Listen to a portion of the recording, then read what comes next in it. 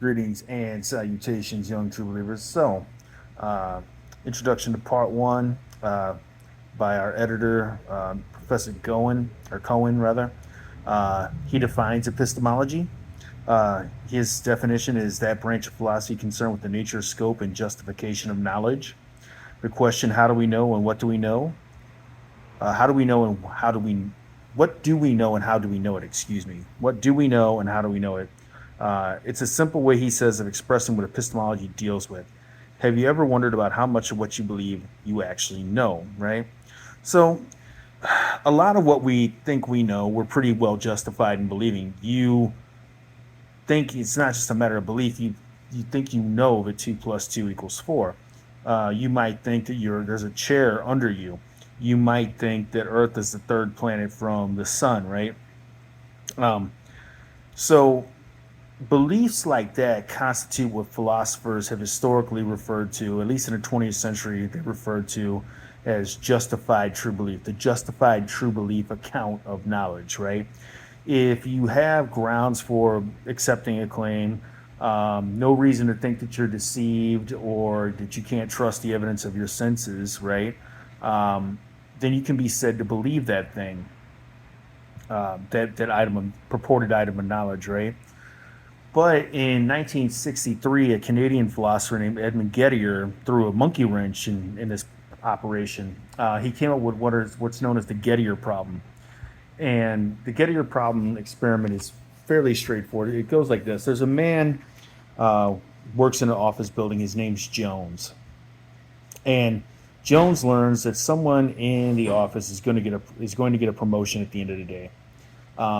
Now, this is where things get oddly specific, so you got to follow along. Uh, the person is going to get the the raise, the promotion at the end of the day, drives a green Ford and has exactly 32 coins in his pocket, right? So Gettier reaches into his, rather, Jones reaches into his pocket. He pulls out 32 coins, counts them out. Smile cracks across his face because he just bought a new green Ford car last week, right? But at the end of the day, he doesn't get the promotion. Smith gets the promotion. So in this case, Gettier points out, Smith had grounds, right? He had justified true belief. He had grounds for believing he was going to get the promotion, but he didn't have knowledge. So whatever else knowledge is, it's not justified true belief, right?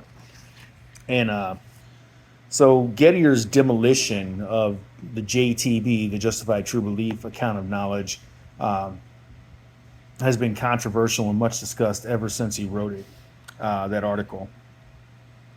The next aspect of uh, this course that Cohen wants to talk about here on page 18 is skepticism. Skepticism takes many forms. Um, there's the ancient skepticism that's often associated with the philosopher Pyrrho or Sextus Empiricus, um, which is misinterpreted as we have absolutely no idea about anything. We have no knowledge of anything. We don't even know that we don't know, right? Um, that's a caricature. Neither Sextus Empiricus nor Pyrrho actually held such an extreme view. Um, but in the event that you ever meet someone, and you probably won't, but if you do, right, meet someone who holds such an extreme view of knowledge, we don't have any knowledge at all. We don't know anything. We don't even know what we don't know. That we don't know, right? Take Aristotle's advice and start beating them. Now, tongue in cheek, right? Aristotle has a point. If somebody claims they don't have any knowledge, you start to beat them, they're not going to say this isn't real, this isn't happening, I can't know that this is happening. They're going to say stop, right? Now, I'm glad that Cohen brings up skepticism, because skepticism is actually, in a lot of epistemological textbooks, a a kind of buzzword for pragmatism, which is a philosophical school that Professor DeLunis associates himself with. And pragmatism is the view that the cash value of a belief is what really makes it important. Now, that having been said, you know, Some beliefs, obviously, many of our beliefs are subject to verification. If I believe I have $1 billion in the bank, and I go to the ATM and I check my account balance, and it's I'm $600 overdrawn, right? Oh well, I didn't have grounds for that belief, right? Um, but that's not the important point to a pragmatist. What I mean, obviously, it helps to know. Uh, but what's more important than that is what that belief allows you to do. Does it make a real, tangible, measurable difference in your quality of your life, right? And that's pragmatism. Ideas should do work for us, right? Um, Two other really important concepts um, that Cohen discusses in this introduction: foundationalism. And he mentions the great French philosopher Rene Descartes. Foundationalism is the view that knowledge has foundations. Like by analogy, you can't build a tall building unless you build a deep, strong foundation. Well, you can't have knowledge without foundations. And in Descartes' case, he thought he had a strong foundation for knowledge. This is his cogito argument, right? So he takes every belief that he ever had, allegedly. He tells us in his book, The Meditations on First Philosophy. He strips them away. He doubts whether he has a body. He doubts whether or not there are other minds. He thinks, everyone else that purports to be an intelligent, conscious creature is just a machine, right? Um, he doubts whether God exists. He wonders aloud whether or not life could be a dream. He even goes so far as to posit that the only things that exist in all reality are Descartes and an evil demon. And the evil demon has one task in mind, and that's to torment Descartes by leading him to believe that the external world exists and God exists and all these things that just are false, right? But then Descartes has his eureka moment, right? Eureka being ancient Greek for I got it.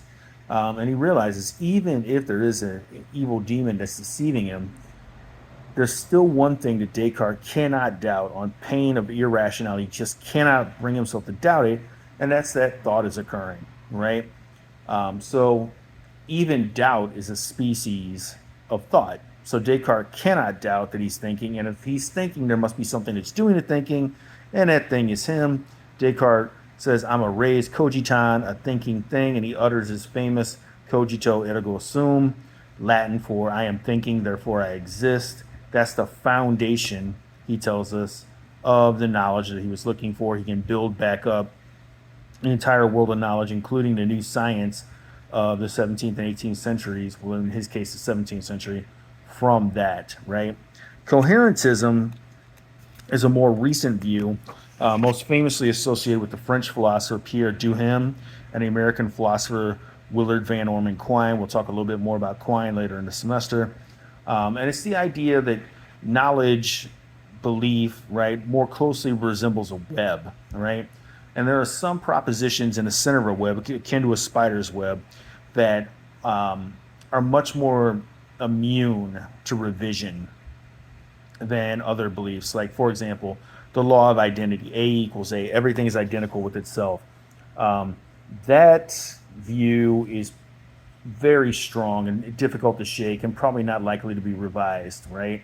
But it may, in principle, all beliefs might be revised in light of new evidence. Another example of a belief that would be in the center of the web and strong is the Western notion there are only two truth values, true and false, right?